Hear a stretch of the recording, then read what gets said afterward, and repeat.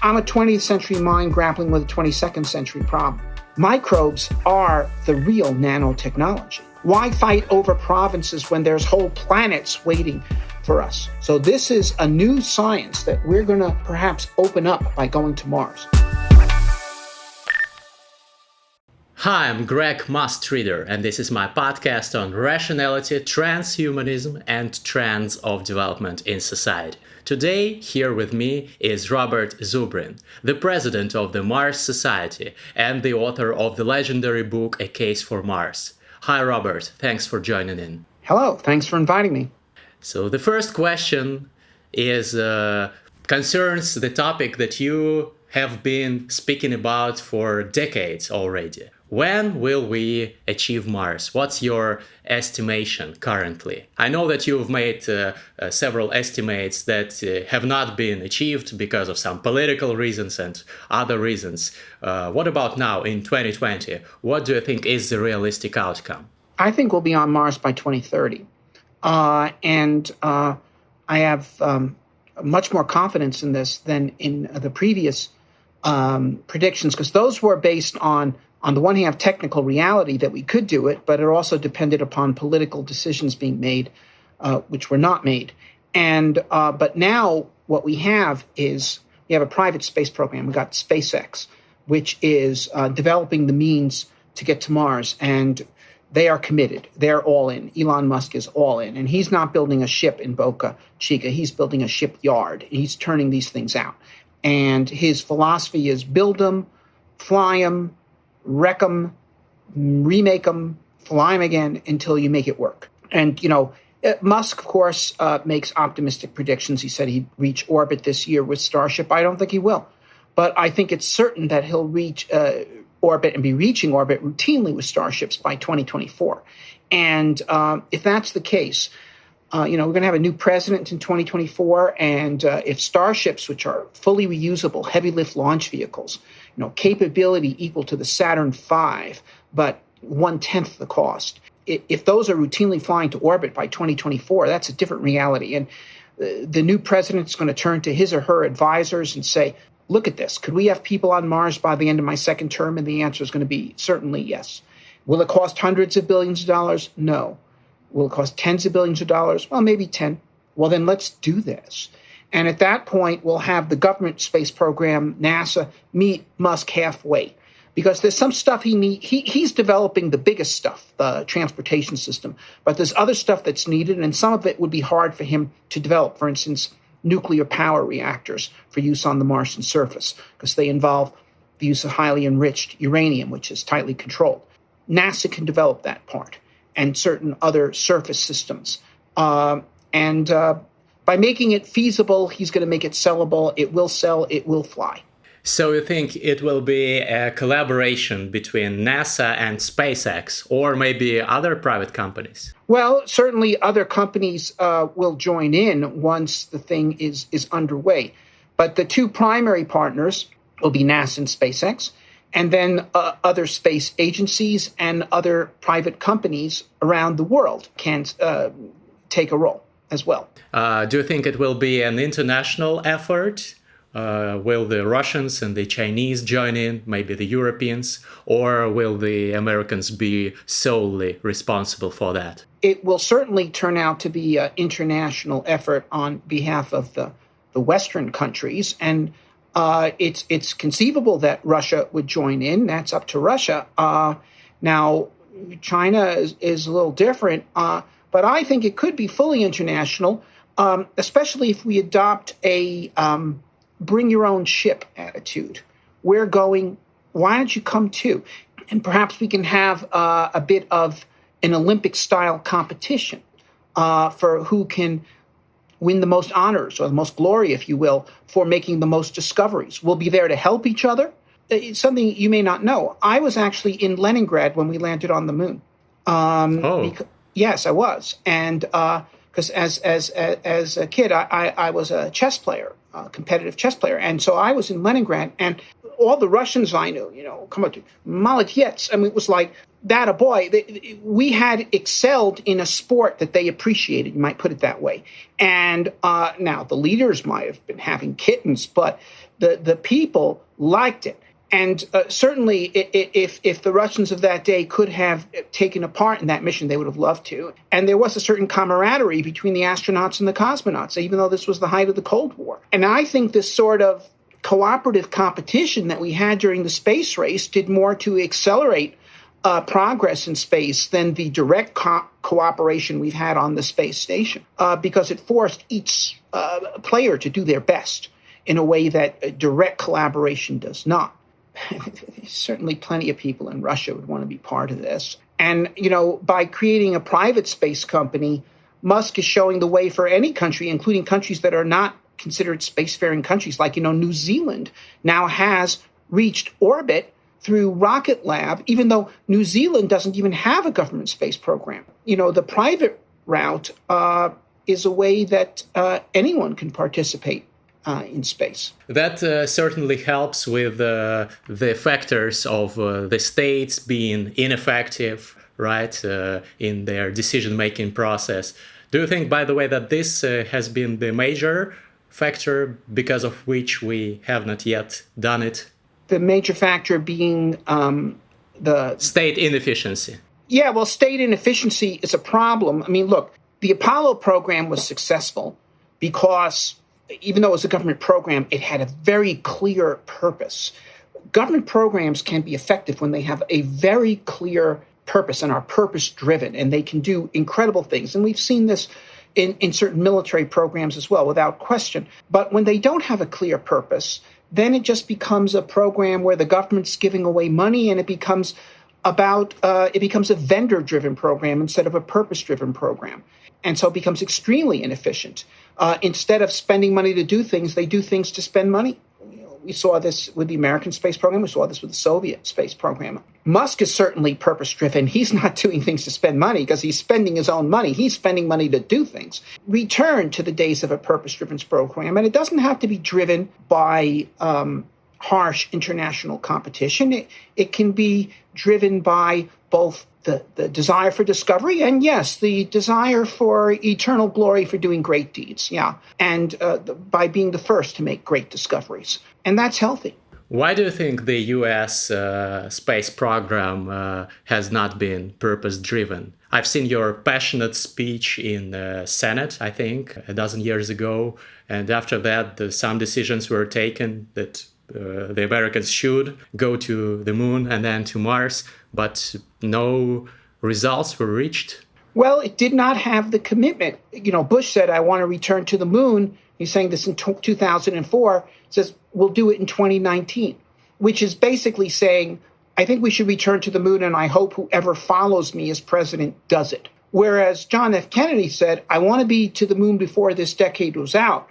And he was looking at being president through 1968. So he was basically saying, I'm looking at me doing this. We're going to do this. And he was up front. This is going to cost a lot of money, and you got to be committed to this. He didn't try to sugarcoat it. Oh, it won't cost that much. No, he was all in. And we were mission driven, and we did it.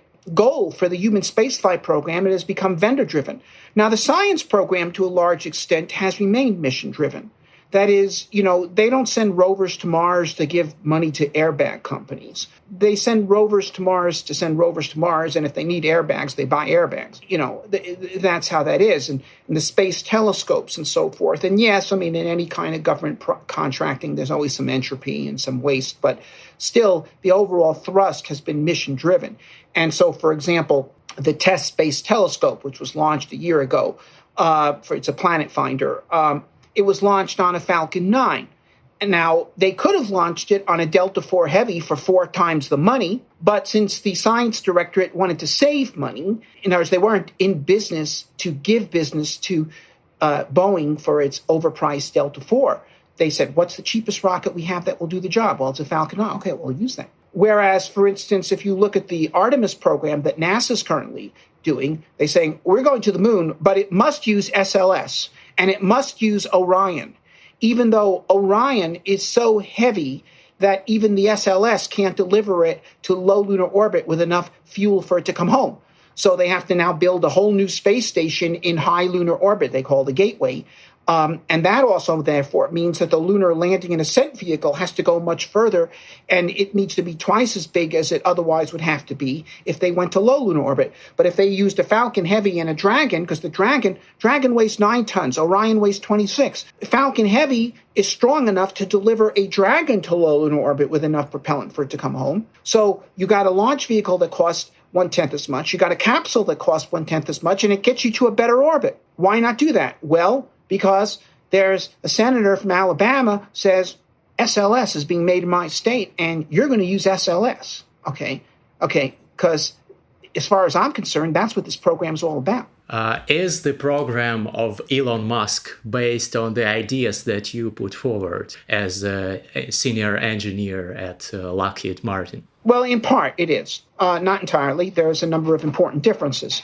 The main similarity in terms of the architecture is rather than flying to Mars orbit and bringing all your propellant with you and then sending a small descent vehicle to the surface with enough propellant to get it back to Mars orbit and so forth, and have a brief stay on Mars, my architecture was direct flight to Mars, direct landing of the ship on Mars, long duration stay on Mars, make the propellant for return on Mars, and return directly from the Martian surface.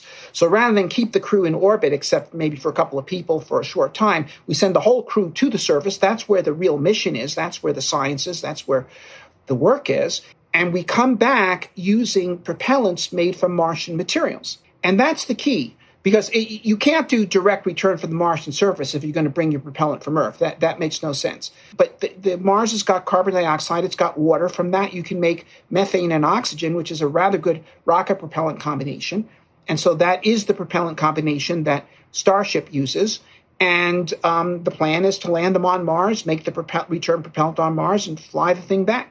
So the architecture is the same, but the design of the vehicles are rather different. Well, obviously, technology has gone forward since that time.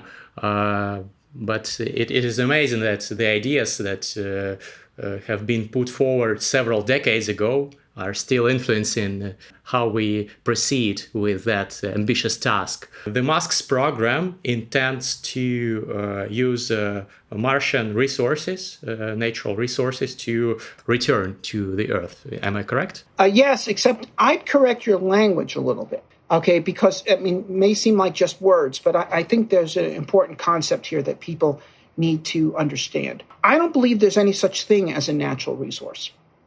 There's only natural raw materials. It is human ingenuity, technology, that turns material into resources. Uranium was not a resource until we developed nuclear power. Oil was not a resource until we developed oil drilling, refining, and machines that could run on the product. You know, if you went to any country in the world in 1800 and you asked for what the country's natural resources were, they wouldn't have included uranium and they wouldn't have included oil. They wouldn't have even included aluminum because aluminum was unknown. It was dirt.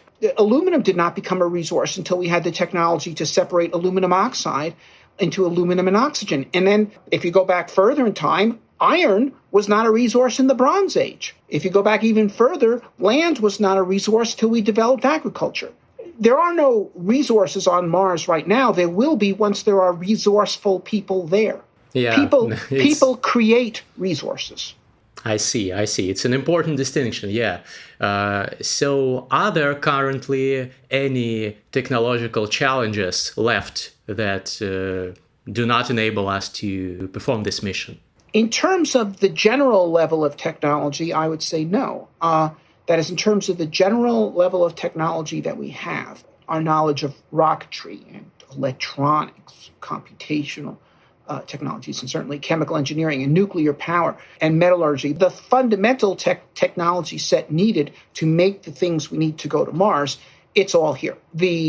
Now, the particular hardware items that are needed are not yet here, but we have the skill set to make these things. Mm-hmm. What exactly do we have to make in these 10 years?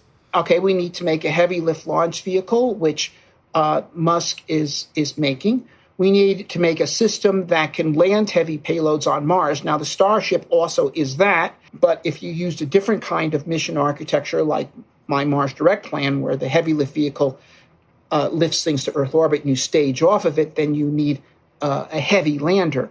The lander that we're using on the Perseverance rover can only land 1 ton on Mars. We need to do a manned mission. We need to be able to land at least 10 tons at a time. Now, Starship will land 100 tons at a time. But 10 tons is the minimum required to be in the class for a Mars mission. I prefer 20. And you could, of course, do a Mars mission using Starship my way and just flying it to low Earth orbit and staging off of it, just using it as a fully reusable heavy lift vehicle. Or you could do it the way Musk is talking, which is fly the whole Starship to Mars, which requires refueling the Starship on orbit. In my plan, you don't need to do that. So there's a trade there as to how you want to go about this. But we need to be able to land heavy payloads on Mars. We need a space nuclear reactor. The Soviet Union had space nuclear reactors that could do 10 kilowatts. That's a little bit low. I prefer 50 to 100 kilowatts. But, we had nuclear power before we had color television. So it's not like this is some Star Trek technology. This is 1950s technology. We just need to engineer the right system out of it. So everything is achievable in that time period. If you say that we should be on Mars by 2030, it means that the mission should leave a year and a half before that? It takes 6 months to get to Mars. The spacecraft that are being launched to Mars this month are going to arrive next February. As far as I remember, there was a plan to first send unmanned vehicle to Mars to prepare to convert Martian resources into the fuel and to establish the module where astronauts would be living. So in the Mars Direct plan, yes, you would first send the Earth return vehicle to Mars. It would make its return propellant, and then at the next launch window, you would send the people. So in that sense, yes, you would launch, if you were using my plan, you would want to launch the Earth return vehicle in 2028 in order to send people in 2030. In Musk's plan, he sends the same vehicle to Mars that's going to refuel and return. It would launch in the very same launch window. The people fly there. Or you could send one of his vehicles first, have it make its propellant, and then fly the people out on with the next Starship and come back with the first one. And so you're always refueling one on Mars, and you always have a fully fueled return vehicle waiting for you when you leave Earth. It's never a question of I could be stranded if the propellant making doesn't work. Yeah, because that's the question of risks. If you just go in without any preparation on Mars, risking lives of the people, that's not something that the population would approve of, probably. No, but it's a question of, how much risk you're willing to take. So when I designed Mars Direct, I sent the Earth return vehicle out first. And certainly because I was trying to sell the plan to NASA, which certainly wouldn't have considered it any other way. Musk is a bit more daring, but frankly, I think it would be advisable to send a Starship out first with no one in it, have it fuel up, and then send the second Starship. And so the crew has a fully fueled Starship ready and waiting for it when it reaches Mars, and it has 2 Starships to live in. How many people will there be on the first mission? In my plan, I was trying to minimize the size of the vehicles in order to minimize the launch requirements. And so I sent a crew of 4. I figured that was the bare minimum. Now, the Starship, as it's currently designed, could take 100 people. I still wouldn't send 100 people. I might send 10. Okay, that's plenty. There's no need for 100 people on the first Mars mission. But Musk is designing the Starships to support not just Mars exploration, but Mars settlement. I have approached Musk with the idea of building what I call a mini Starship, which is very much like the Starship that you see, except it's sized to be the upper stage of a Falcon 9. So it would be able to use the existing lower stage of the Falcon 9, and it would be about 1/5 the size of the big Starship. And it could easily take a crew of 10 to Mars, and it'd be much easier to refuel to send home. You wouldn't even need to refuel it on orbit. You could lift that to Earth orbit with a big Starship and just shoot that off to Mars. But Musk's attitude is, prove to me I need it, which, by the way, is a refreshing attitude. NASA's attitude is, how many different things can I use this mission as an excuse to fund? Because I have a whole bunch of things I'd like to have an excuse to buy. Whereas Musk is, I want to buy as little as I can. But I think that the mini Starship, even though it's an additional development, would be extremely useful to support the Mars mission. And it would be a very good commercial system by itself, a medium lift reusable system. So, Robert, I fully agree with you that going to Mars and later on colonizing it is one of the most important tasks that we as humanity have, and that it is our duty. But still, many people would object, would say that first we have to fight problems here on Earth, global poverty, other issues here. What is your main counter argument for Well, those there's people? a couple of things. First of all, I fully agree that we should be addressing all our technological problems, including, everything, include methods of medicine and agriculture and every industrial production. More efficient industrial production makes things cheaper and therefore lifts people out of poverty. That, in fact, is why people today live much better than they did 50 years ago, 100 years ago, 200 years ago. The industrial revolutionaries. But we have enough that we can do Mars as well. Now, what are the unique problems, though, that Mars exploration and settlement will solve? One is what we're going to learn from science. And the science is going to be extremely interesting, not just in the abstract, but in practical way, because we're going to learn what life is. Life could have evolved separately on Mars. All life on Earth is the same at the biochemical level. Amino acids, the same RNA and DNA method of encoding information from one generation to the next. So RNA and DNA is the alphabet of life on Earth. I'm an American, I speak English. We use the Latin alphabet. So do the French, the Germans, the Spanish. Russians use the Cyrillic alphabet, and it is different. So if all someone knew was Western Europe, you would think that what alphabets are is the Latin alphabet. Now, if you were acquainted with Russian or Greek, you would know about the Cyrillic alphabet and say, oh, here's a different alphabet. The Cyrillic alphabet still works on the same set of principles that the Latin alphabet does. It just uses different letters and somewhat different sounds to sound out words. The Chinese alphabet, on the other hand, is completely different. It's a completely different system. It works according to totally different principles. It is not based on spelling out sounds. It's based ultimately on pictures. So it uses a totally different logic. It has a separate origin. Different information systems have enormous value. Of course, the great revolutionary technology of the past, say, 30 years has been digital technology, digital electronics, and all the new stuff has come out of the mastery of that the technological sphere. Okay, that's been great. Well, what is life? Life is self-reproducing digital technology.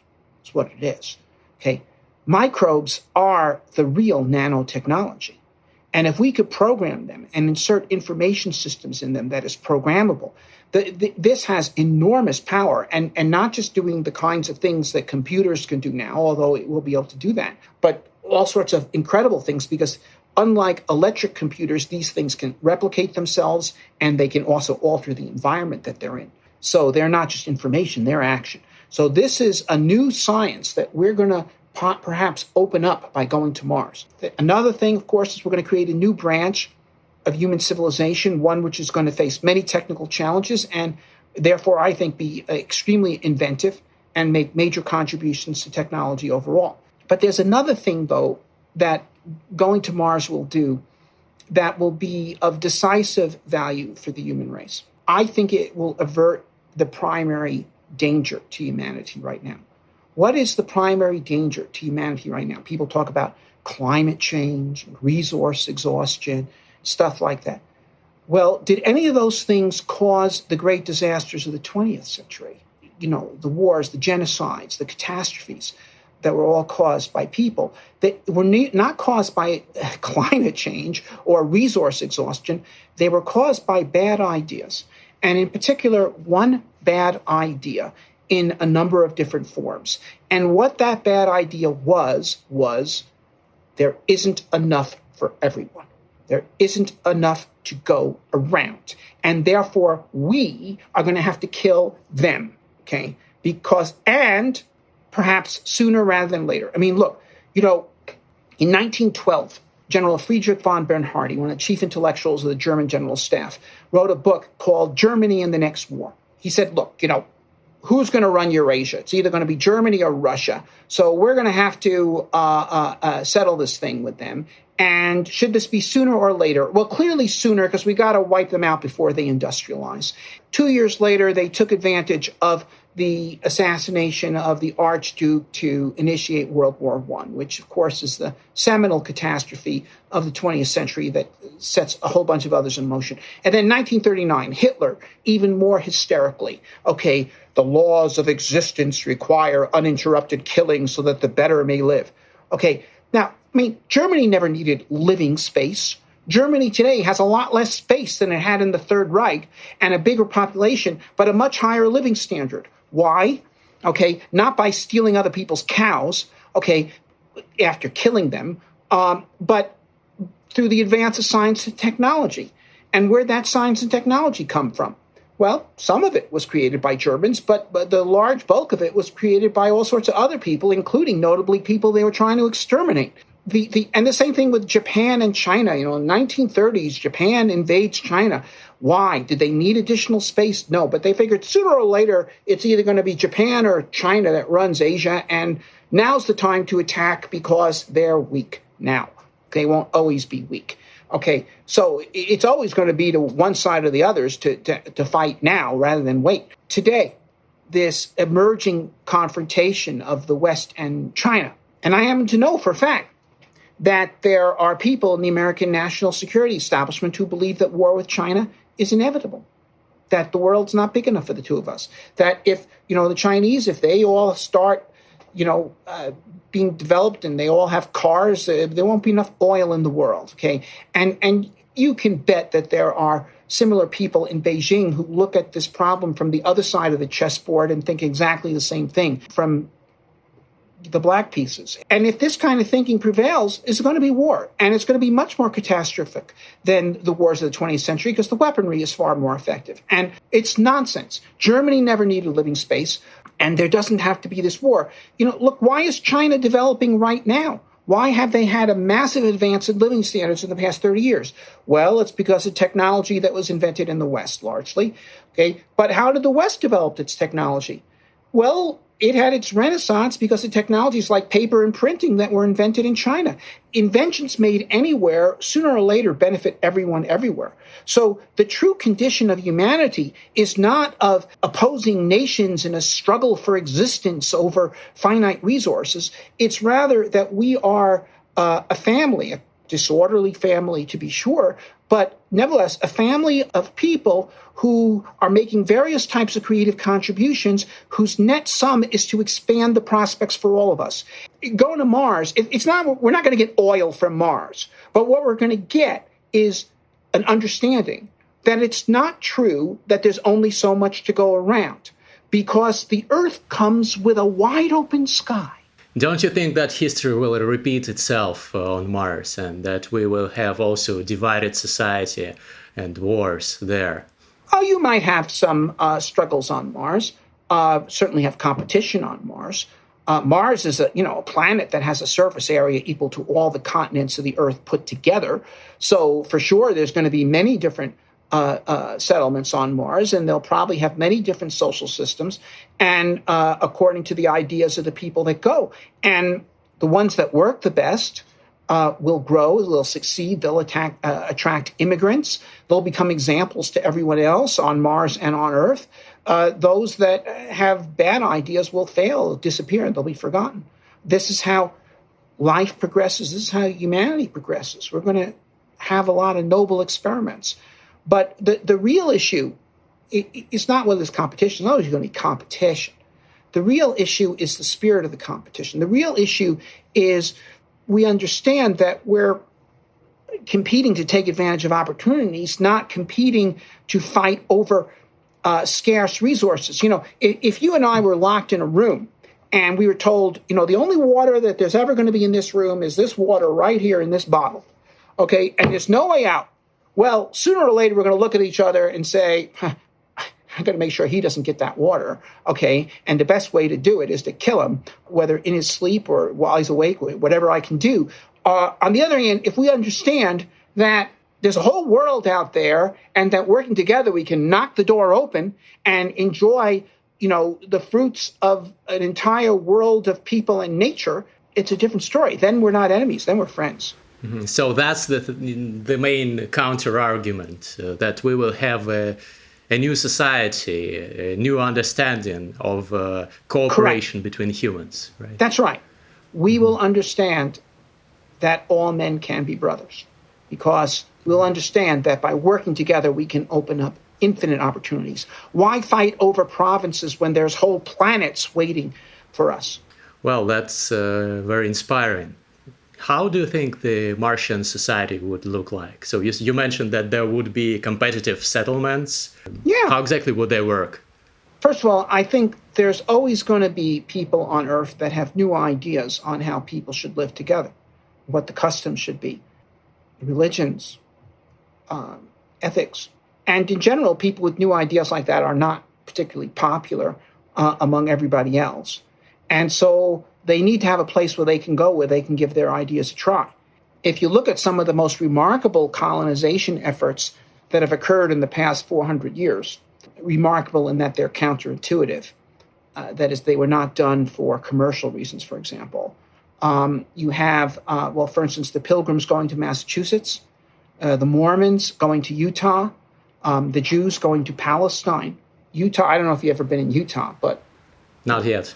Okay, well, there were a lot more attractive places that the Mormons could have gone. California was wide open, and so was Oregon and so forth, a much more lush place. But they went there so they'd have their own place. The Pilgrims, they didn't leave the Netherlands because they were being oppressed. In fact, the problem was the exact opposite. The Dutch were too nice. They were assimilating them. They said, no, we have to have our own place so we can create our own world, our city on a hill. And the Jews going to Palestine after World War II, a lot better off going to New York. They wanted to have their own place. So they did it. And these kinds of people, in all three cases, you see people with a bit of steel in their backbone there, people willing to take on tough situations and in order to realize their visions. Okay, now all three of those had religious motivations, at least in part. I think there's going to be all sorts of people and with all sorts of ideas. And, there are some people, the Mars Society has a contest right now for designing a Martian city-state. And we've got 175 entries. And they include ideas on how it should be governed. We have radical libertarian societies, and we've got social democratic societies and everything. And, what's going to work? Well, we'll see on Mars, actually. Now, you said that Mars can be terraformed by the 23rd century, I think. Is this forecast still what you believe? Well, let me be clear on that. If we look at the kind of technologies we currently understand, not that we have, but that we understand, that we could figure out in principle how to do, it looks more like a 1,000-year problem. In other words, there's part of it that we could do within 50 years, which is you set up factories on Mars to produce extremely potent greenhouse gases like fluoromethane, and you release it into the atmosphere. You could warm the planet up 10 centigrade, and that would release a lot of carbon dioxide from the soil, and that'd warm the planet even more. Then the water starts to flow. But the real hard part is oxygenating the planet, and because that requires much more energy than just releasing carbon dioxide from the soil. Now you have to turn carbon dioxide into oxygen and plant material, and there's a lot of energy involved. And if we just use the kind of plants we have today, which are only about 1% efficient, viewed as photosynthetic engines, it'd take 1,000 years. Even with people actively helping it, spreading the seeds, doing stuff, irrigation, take 1,000 years. But if we're talking, 100 years, 200 years into the future, people are going to have technologies that we don't understand today. Or even things that we kind of understand but don't quite have. For instance, maybe we can genetically engineer plants that instead of being 1% efficient are 5% efficient. in which case they could terraform the planet much faster, or other much more speculative technologies, nanotechnology. In my book, The Case for Mars, which, by the way, is out in both Russian and English, I discuss doing the plan in a certain way with fluorocarbon gases and then green plants and so on. I think, though, that people 200 years from now living on a terraformed Mars will, if they read my book, will say, well, they'll look at it the same way we look at Jules Verne's moon mission plan. Okay, in 1865, Jules Verne wrote a book, From the Earth to the Moon, and he had a plan. And a lot of things he got right. They launched from Florida. They had a crew of 3 in a capsule. They orbited the moon, and they landed in the Pacific Ocean and were picked up by a United States Navy warship, all as actually happened in the Apollo program. Okay, but what was the propulsion system? Heavy artillery, okay, a giant cannon. And so you look at that and you say, wow, you got all this stuff right, but going to the moon by being fired out by heavy artillery, how 19th century can you get? Well, similarly, I think people that read my plan in the future will say, well, he got a lot of stuff right, but doing this with fluorocarbon gases produced in chemical factories and green plants, how 20th century can you get? Of course, he couldn't understand that we would do this with self-reproducing nanorobots. I have the same problem with terraforming that Jules Verne had with the moon mission, which is he was a 19th century mind grappling with a 20th century problem. I'm a 20th century mind grappling with a 22nd century problem. This is going to be done by people who have better tools than I can know about. Yeah, I see. Do you think they will probably nuke the planet's surface? That's what Elon Musk mentioned. Yeah, no, he's wrong about that.